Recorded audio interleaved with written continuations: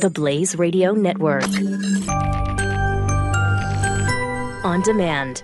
Hello, it's Stu. Welcome to the podcast for today. We look into the Manafort trial to start the show, and what really is a much bigger story than just Paul Manafort. It's not about Trump. It's about Washington and what it's been for a long time on both sides of the aisle. We have examples for you. We kind of walk through that process. Yeah, this one's really important for people to understand, because if this one is made about Trump or impeachment or, collusion with Trump, it will be a grave disservice. This is a very dirty guy long before he met Donald Trump. And worked closely with Democrats who did just as many dirty things. Yep. We'll get into that, as well as Venezuela. It's an amazing time in history as the left here in this country tries to embrace socialism at a time we have a country that is already at the end of this road dealing with socialism, and it's collapsing. Venezuela is a disaster. Iran is also, and for other reasons, turning that way as well. That's actually good news, but we're also going to share with you a story from the Huffington Post that tries to let everybody know that socialism is good now, and it's only the baby boomers who think it's bad, and that's because they were raised to think it was bad because of fear of some foreign entity. It's unbelievable. We also had Sean Spicer on for longer than expected, I would say. We were going to have him on, kind of help him, kind of walk us through some of those crazy moments that he was in the middle of. It's, when you have a crazy moment of history and something really intense like that, it's always interesting to talk to somebody who's in the middle of it. But it went further than that.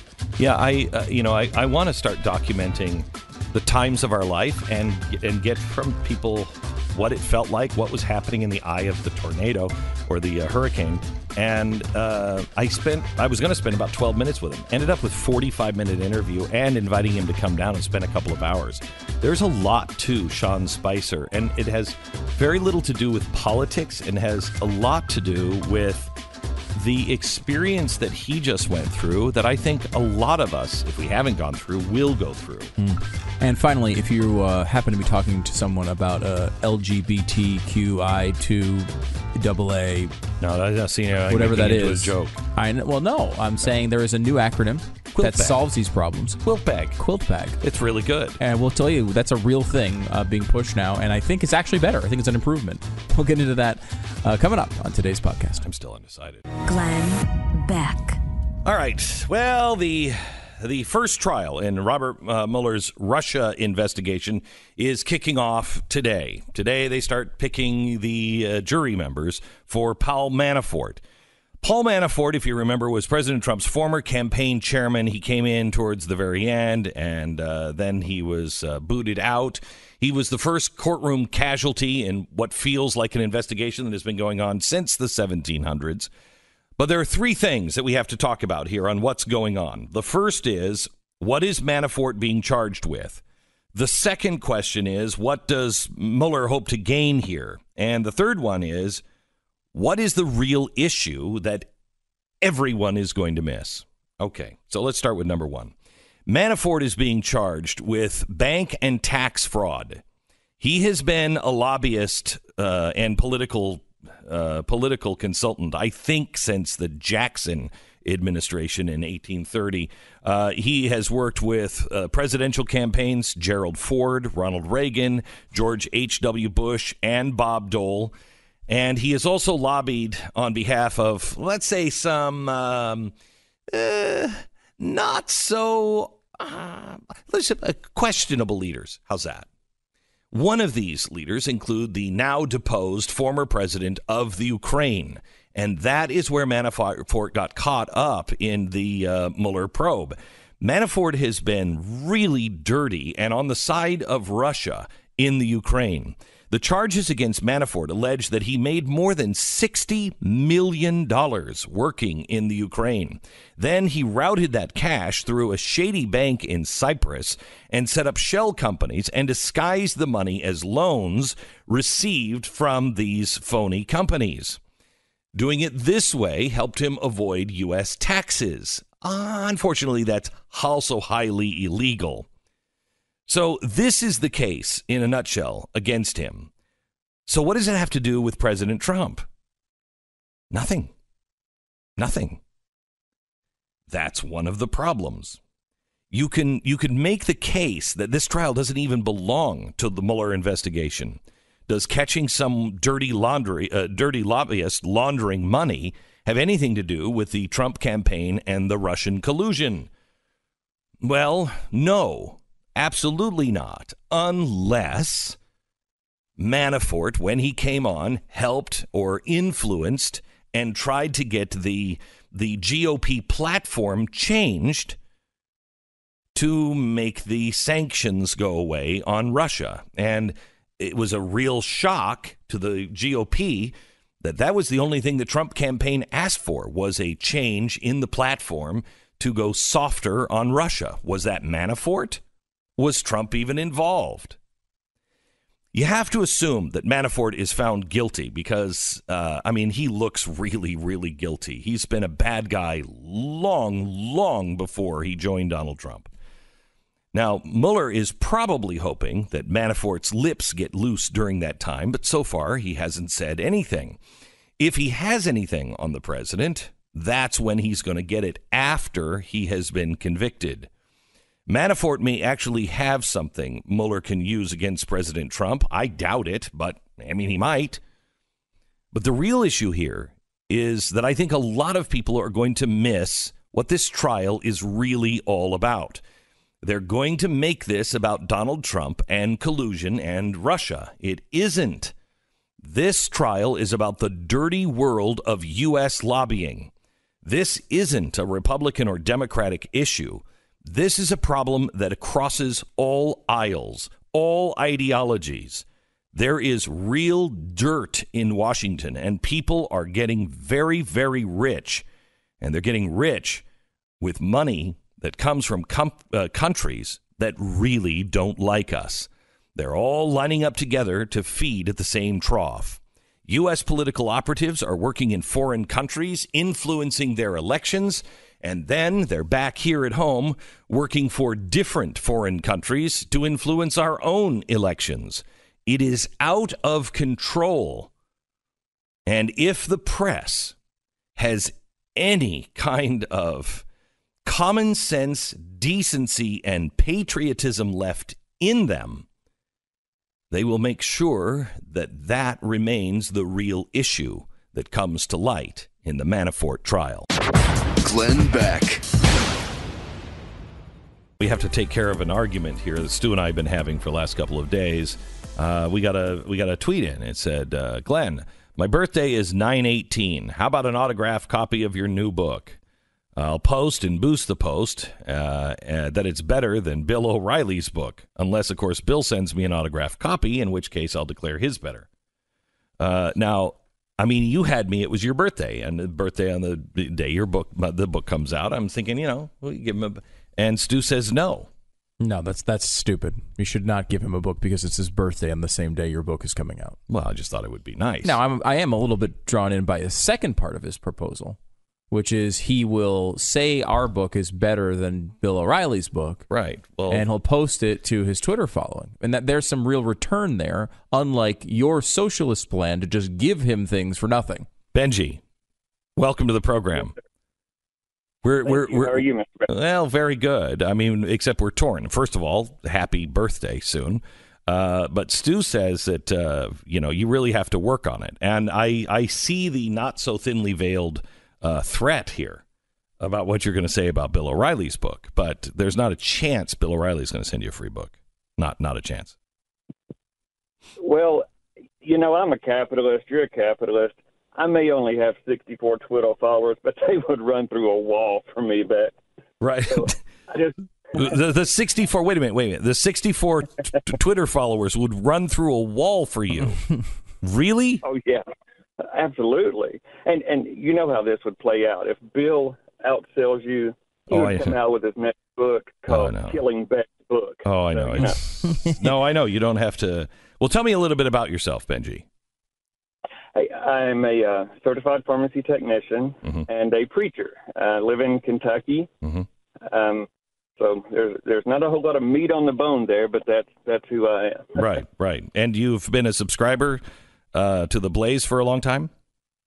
Oh, yeah, since day one. It was GBTV. Wow. The first day it was available, I subscribed to it. Wow. Now, I see here, because we did some checking into you. I see that you're having surgery on Friday. What are you having surgery for? Yeah, this is actually a minor surgery for me. I had a major back surgery when I was 30. I had a heart attack at 35 and another heart surgery later. So this is actually a minor surgery by my standards. It's a sliding hiatal hernia and acid reflux surgery. Wow. Okay. You don't sound like a good investment. I mean, we only have till Friday where we can count on you. I mean, sure, an acid reflux surgery doesn't sound bad, but you could go at any time just based on your record. There's an easy way to solve this, I think, Glenn. What we do, tell me if this sounds doable to you, Benji. You first of all, part one, guarantee 64 book sales. Every one of your followers will purchase the book guaranteed. Number two, if something happens to you in this surgery, you take part of whatever you've saved in your life, and that goes to purchasing the rest of the 64 books, whatever hasn't been sold.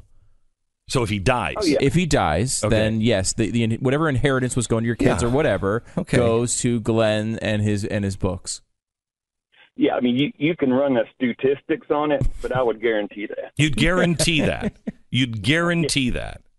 Okay, well, I think 100%. Giving one book away for 64 guaranteed book sales, that's I'll give you the money for a hamburger today if you'll pay me Tuesday. I think that always works out. Benji, hang on just a second. We'll get you a book. Thank you so much for listening and being a fan for so long. I wish you the best. You're not putting your affairs in order or anything for this surgery, are you? Well, look at Pat. I mean, his last broadcast could have been a few weeks ago. He could have went at any time. Yeah, and he's still here. So, you're right. And Jeffy's been around for 500 years now. Come on. Yeah, there's something wrong with Jeffy. I think he's made a pact with somebody. But Benji, thank you so much. God bless you. And hang on the phone. We'll get your address and stuff, and I'll send you a book. And we'll get you that book after we get the signed contract returned in triplicate. Thank you, Sue. Thank you. Man, that's why Stu's the executive producer, and I'm just the schlub. You know what I mean? That's great. Congratulations. You've sold 64 books so far. That's it. You got that. You know how much trouble I'm in with Bill O'Reilly? We have to come up with something. I'm open for options. We have to come up with something. His book is released the same day my book is released. His book is about the Nazis. Nazi books always sell really well. Always sell really well. Mm-hmm. Always and sell. His Killing series is one of the biggest successes of all time. Yes. You're in trouble here. Yes, I'm in trouble. And you need people like Benji. I cannot have Bill O'Reilly. It'll be right. Oh, he's going to torture you constantly. Oh my gosh, it'll be a nightmare. I don't care if it's one book sold more than his. Mm-hmm. It has to be. Otherwise, he is an uncontrollable monster. Mm-hmm. So I'm counting on you. That's coming your way. I'm counting on you. So come up with something. I don't know what it is. Maybe we have Hillary Clinton come in and buy a bunch of books, and they just keep it in a warehouse along with all of her books. I don't care what it is. I don't care what it is. Glenn Beck. I am interested in history, and the older I get, the more interested I am in documenting the voices of the people who actually were there or made history. And one of the guys who played a very important role in history in the last few years has been Sean Spicer. He, of course, was the press secretary right off the bat for Donald Trump. He has a new book out called The Briefing: Politics, the Press, and the President. Sean, are you a fan of Melissa McCarthy?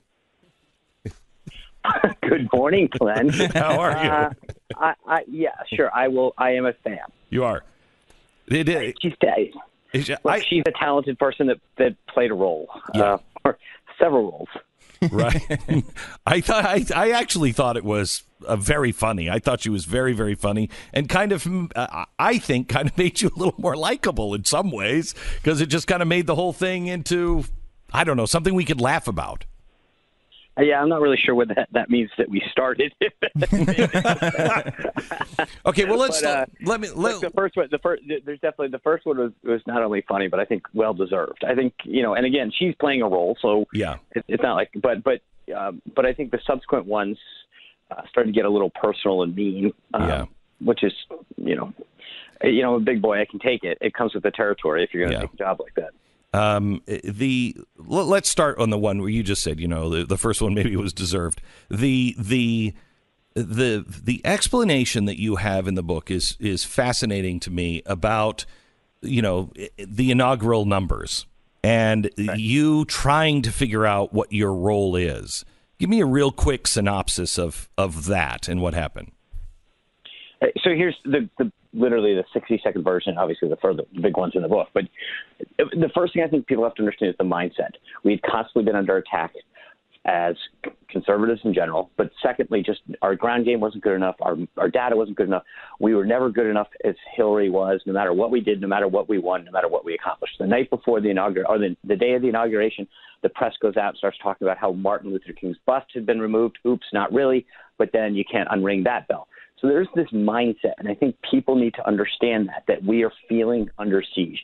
The next morning, the president wakes up, and he starts looking at now footage, not of what he did signing executive orders, not about his agenda, but about on this swath of land, there were less people than Obama. And I'm scrambling on a Saturday morning of a 3-day weekend after an inaugural when I think 2 federal employees throughout the government were probably working.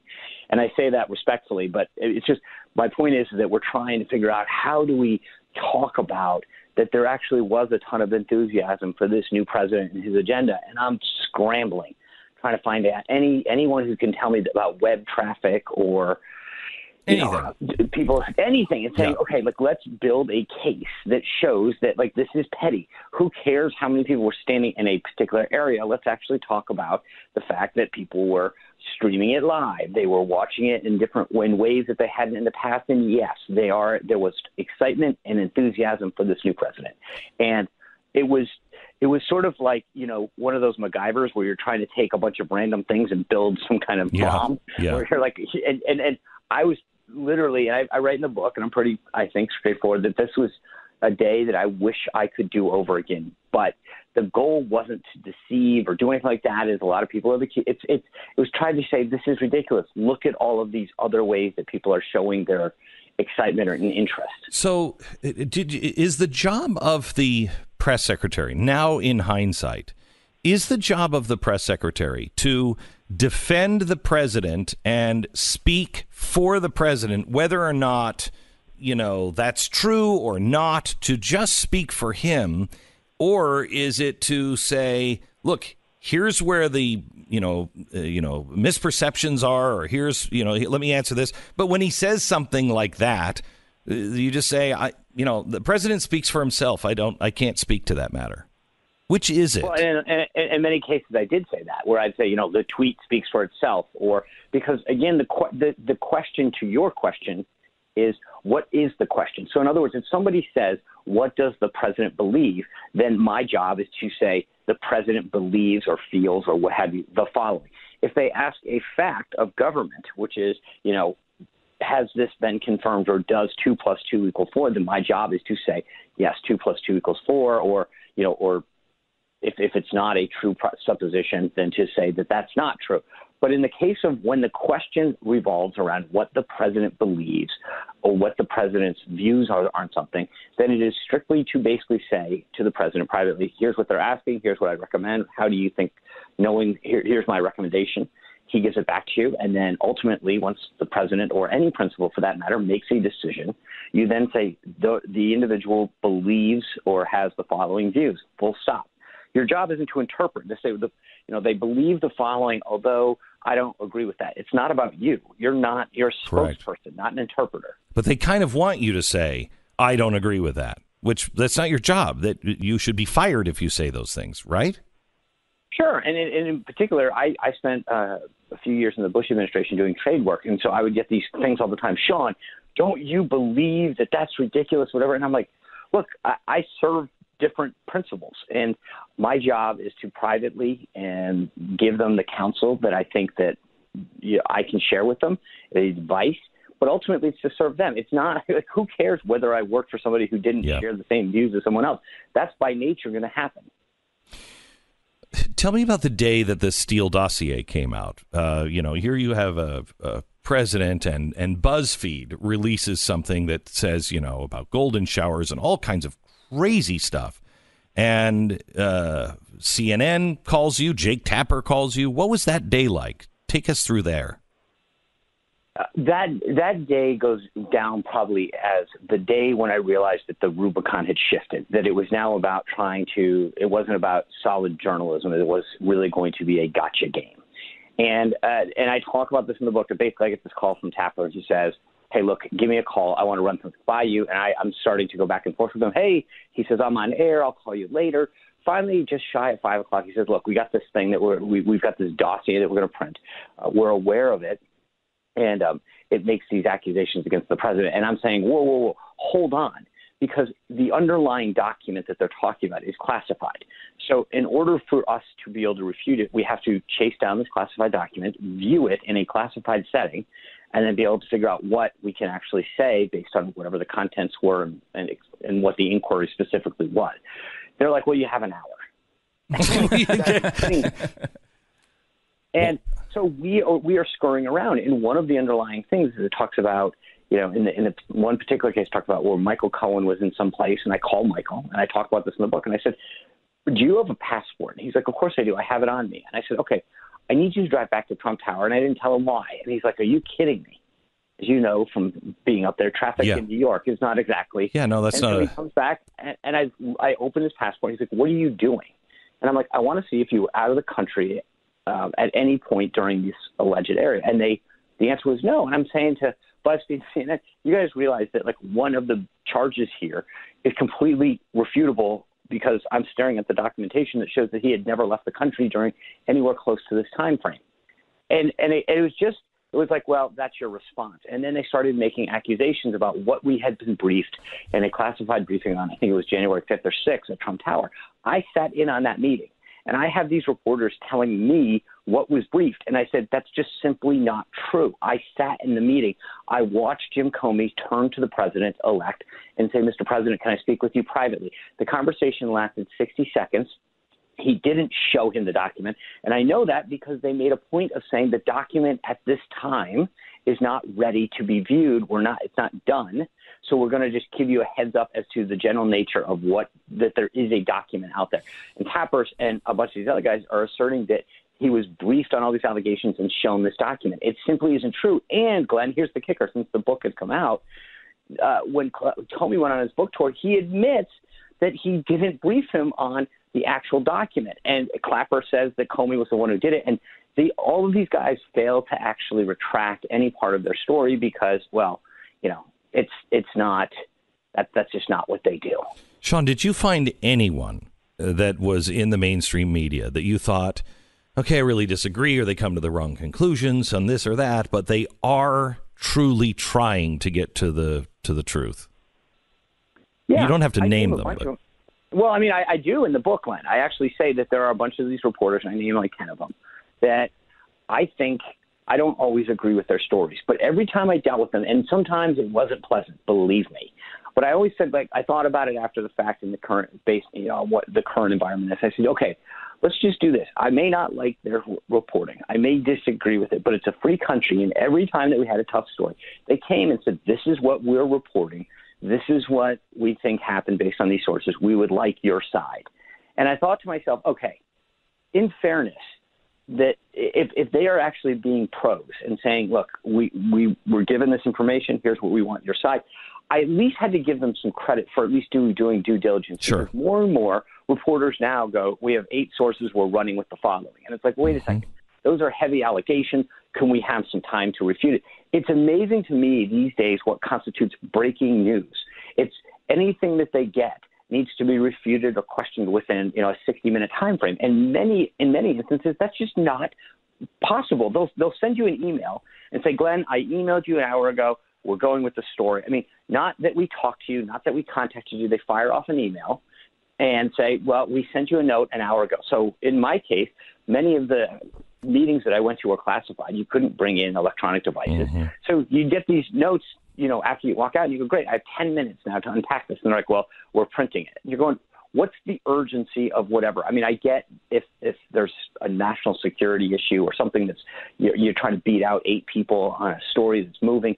But in many of these cases, it was just because they wanted to make sure that they got their story up, as quick as possible without necessarily ensuring that they were right. And they probably want to get. Did you get the sense they wanted to get the story up before you had the ability to come up with a defense and actually understand the full story? Like it's not necessarily always even about beating their competitors. It's about getting the story up before you have a chance to defend it. That's right. No, and I think more and more that's the case. And I was like, well, and part of it was they were like, well, we don't want to get tied up. Like, I think that what it is they felt like the longer it was out there, the more opportunity they were giving you to either deconstruct it, to push back and to fight it. And so they could say in their story, we reached out for comment and they didn't get back to us. And yet for the reader, it looks like, oh, that sounds fair.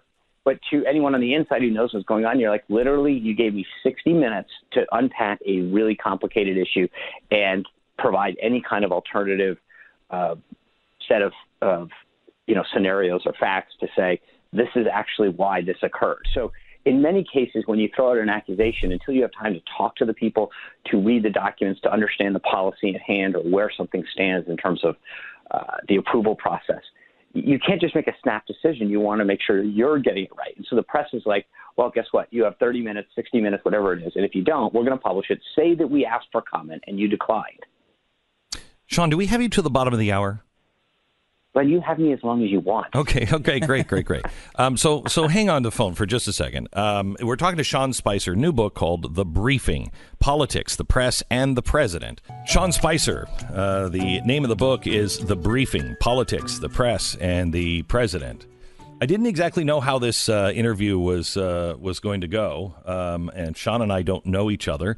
And I really appreciate his honesty and openness and willingness to just take it head on and share with us what it was like to be in the position that he was in under attack. Sean, welcome back to the program. Thanks for having me. I appreciate the kind words. So Sean, if I put myself in your shoes, there had to have been times to where, even if you didn't agree with what the president was doing or whatever people were saying, even if you didn't agree with him, there had to be times where the press was so disingenuous that it made you just want to just stand and just beat him back. And then at other times, there had to be times when you were so tired and the president would tweet or do something and you'd say, oh, dear God, I can't do this another day. You're doing this to me now, too? Why would you tweet that? Did you experience either one of those? No, both. Okay.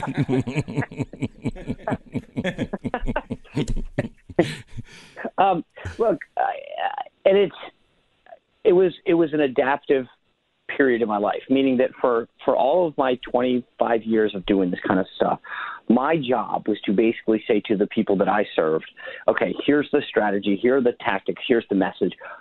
Do you have any edits? Do you have any thoughts? Let's tweak this. In the case of Trump, and so that had worked out well. In the case of Trump, his view was, I'm leading the charge, you're following. And that's a vastly different dynamic. And so, you're right. You'd wake up and you'd be like, okay, I'm now getting asked about, this tweet or this comment, and I have to call and say, sir, what did you mean by this? How do you want me to? And, it's not easy because, again, most politicians basically are like, hey, should I get peanut butter and jelly or just peanut butter? Like every decision they want crafted and thought about. And Trump's sort of like, I'm charging the hill and you can follow.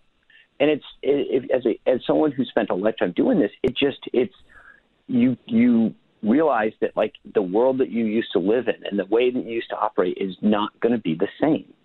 So, and in some ways I would think that was good. In other ways, it would be, and I'm not talking about necessarily the policies where, you find out, oh, he's firing him. He just fired, not that kind of stuff. I mean, For instance, can you take me through the Access Hollywood Day?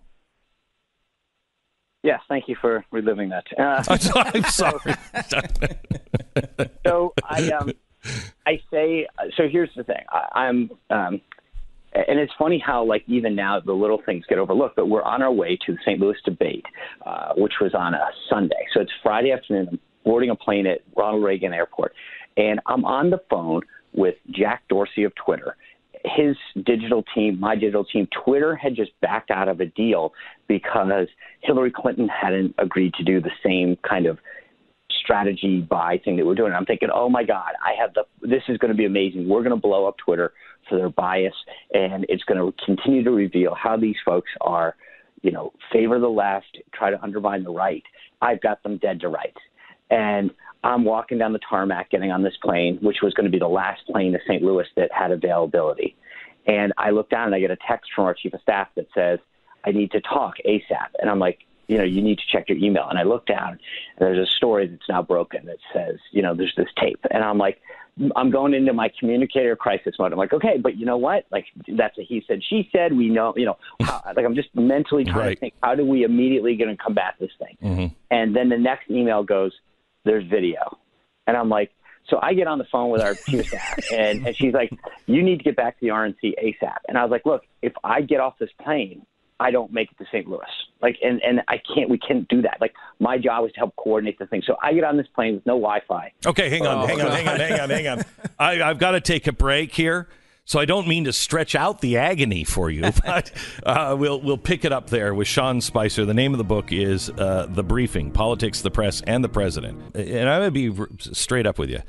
Almost didn't take this interview, and only because I thought I would hear the same stuff. And I don't know Sean. And somebody on my staff said, no, I think you should take him because I think there's more than what you're seeing. And I'm glad I did. And in fact, we were just in the break, and I'd like to invite you down, Sean. I'd like to spend a couple of hours because I think there is much, much more to you than what you're ever going to be, allowed to show. And we'll get into that later. But anyway, so we laughed this. First, let me just say thank you, Glenn. That means a lot. The funny part is just so you do know, we have met. I'm sorry. No. Here's why though, because you're a busy man. I was coordinating Fleet Week in New York. We had a bunch. Oh of my gosh. All they wanted to do was to meet Glenn Beck. I remember you now. Not only that, but you arranged dinner for them. You brought it all up, and you said, I don't just want them to come to my show. I want to take care of these sailors when they come in for Fleet Week. And it was off camera. It was Glenn Beck doing this because he wanted to, not because he needed to, not to get some kind of PR blitz out of it. And I will never forget that, because that's the point. You didn't know who I was. You didn't know who these sailors were, but you made that day and that evening so special for those folks that were up there for Fleet Week. And I will never forget that. Wow. Because that's the point. You don't know people. You have a ton of listeners and supporters, and you do the right thing for them. And that's why I was so grateful to have you to be on your show today, because I know that even when the camera's off, when the radio's mics are gone, that you do the right thing for so many people, and I appreciate that. Thank you.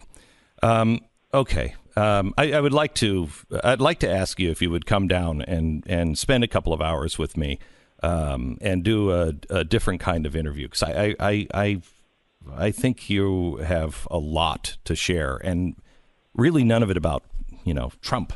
But please consider that. I would. Thank you. So Sean, we left you on the tarmac trying to get to St. Louis.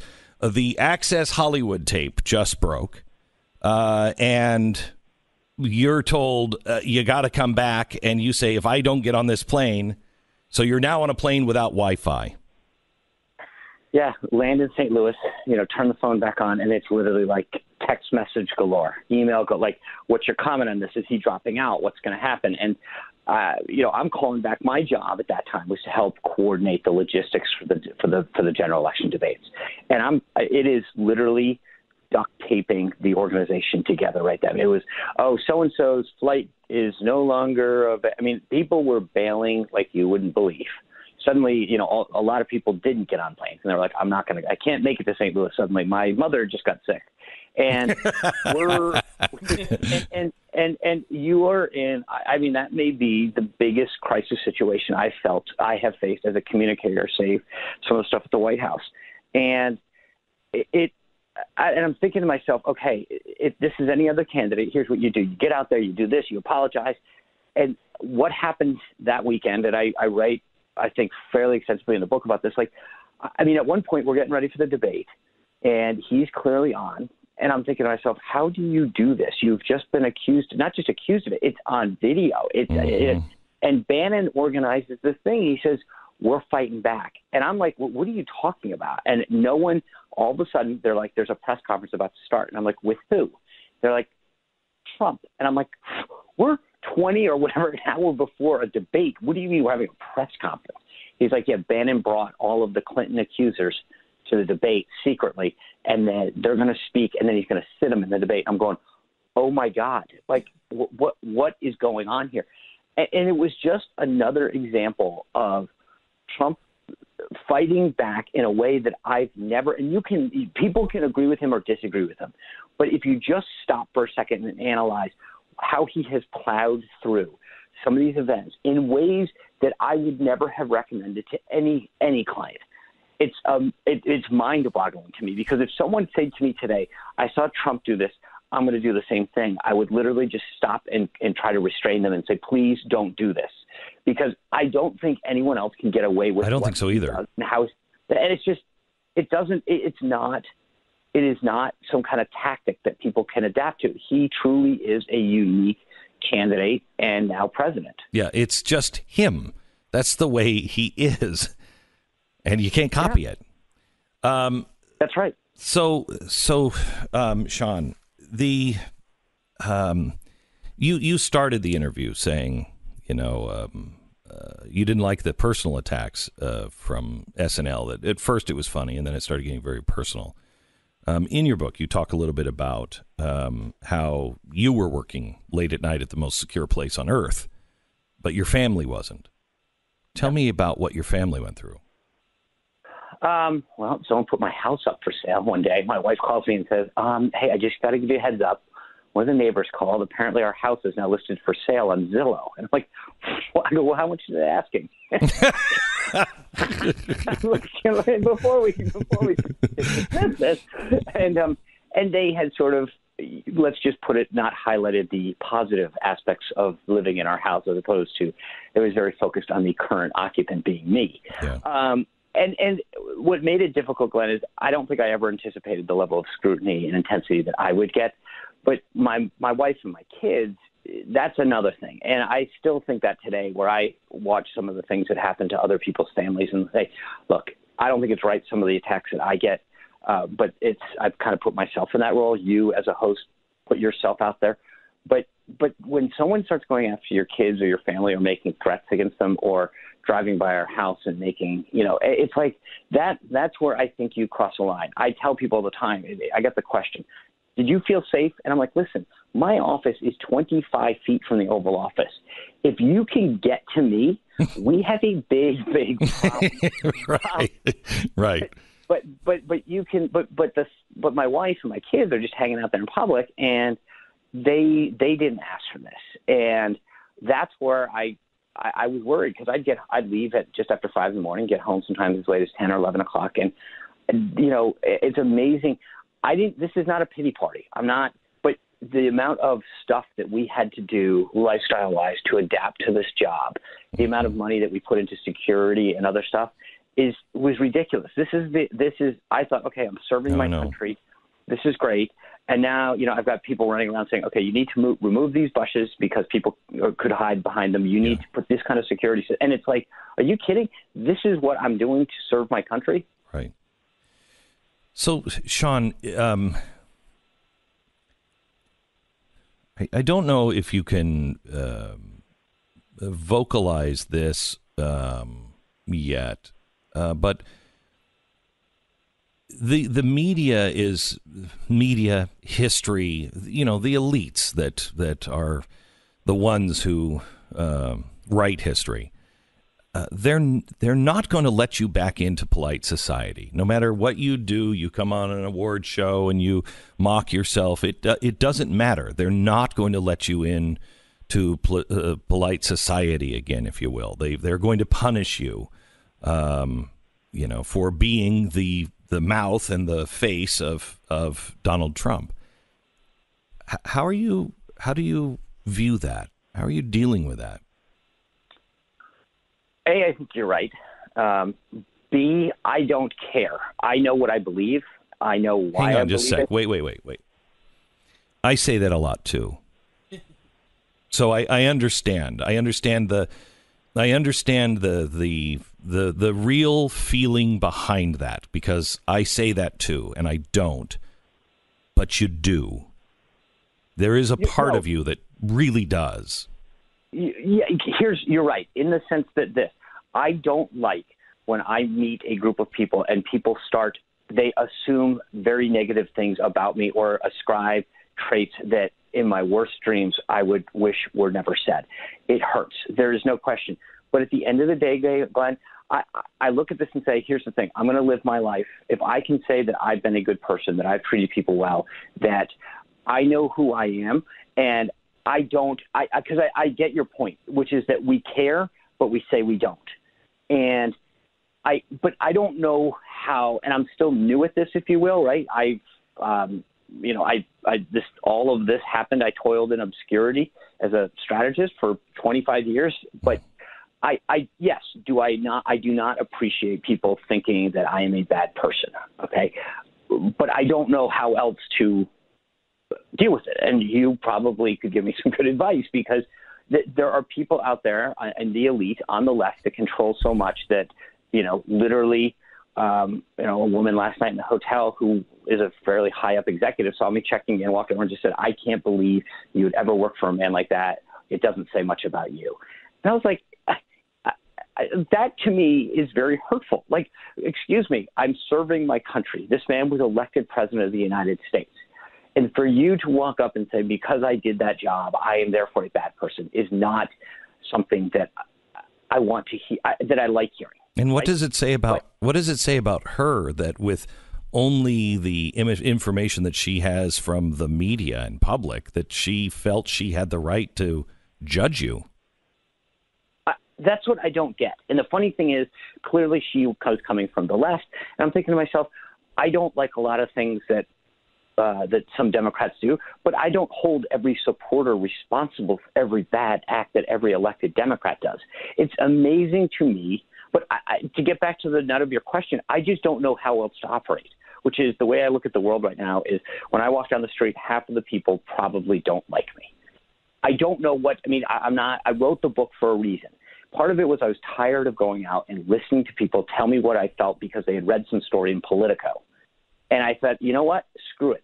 This is at least the thing. If you read the book and you say, I still don't like you, then fine. But I gave you an opportunity to learn a little bit more about who I am, what my values are. And if you say, I still don't like you, okay, I don't like that. I wish I had 100% approval rating. It's not going to happen. I don't know how. And I think it speaks to your point, much larger issues in society, the idea that the left in particular goes out and judges people by saying, okay, because you support these things or because you're a conservative or you stand up for this cause, you are fill in the blank, a racist, sexist, misogynist, whatever it is. It is, and that's okay, is just unbelievably wrong. Sean Spicer, great to talk to you. Really great to talk to you. Thank you for having me. Thank you. Thank you. And I look forward to coming down and visiting with you. Thank you very much. Glenn Beck. Communism, socialism, Marxism. For anybody who has studied history, those ideologies are clearly toxic. They are bloody and they are fatal. Socialism, Venezuela. How is that not toxic, bloody, and fatal? Now, there's a crop of young romantics who love wearing Che T-shirts to Starbucks, with tattoos of his grizzled, murderous face donned with a halo like some Spanish-speaking John Lennon. But he wasn't. He was a ruthless killer. They swoon at the mention of Marxism, which is largely a consequence of the fanciful rhetoric that they've been fed, by the beret-clutching professors who, in reality, teach about the merits of Marxism while enjoying the benefits of capitalism. They have never experienced the depravity of Marxism, socialism. Stephen Hicks, he's written a book everybody should read. It's called Explaining Postmodernism. He wrote, socialism is the historic loser. And if socialists know that, they would hate that fact. They would hate the winners for having won. And they would hate themselves for having picked the losing side. Hate as a chronic condition leads to the urge to destroy, end quote. Now, part of the postmodernist fight against this reality is rhetoric. Essentially lies. And they'll lie to do anything they have to enforce their system. Now, I want you to hear this. Know that this isn't liberalism. This is not progressivism.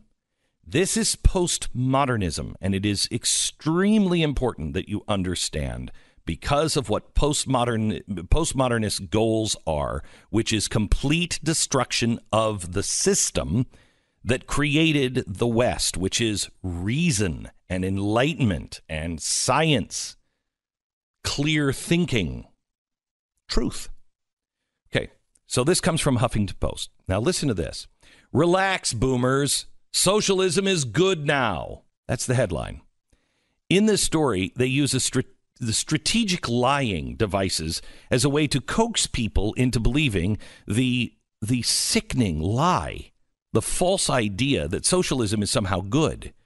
It's right, and it's not just possible, but it's good. Now, the article is not posted in the opinion section. In other words, they consider it to be actual fact and news. Now, check out this gem, which will likely end up in your writing manuals of your local journalism school as an example of good writing. Quote, the baby boomers are the worst American generation since Reconstruction. The baby boomers are the worst American generation since Reconstruction, but they had many reasons to turn out this way. The boomers were raised in a political culture dominated by madmen. Their minds were warped at an early age. For decades, boomers saw the term socialism deployed not to denote a set of economic policies, but to conjure a vague foreign horror. A vague foreign horror? No, it wasn't vague. It was quite clear. Accustomed to this nomenclature, boomers have reacted with fright, or at least confusion, to the terminology of today's American left, which has embraced now the word socialist and that label more widely than any domestic political movement in living history. But the boomers need to relax because socialism is good now.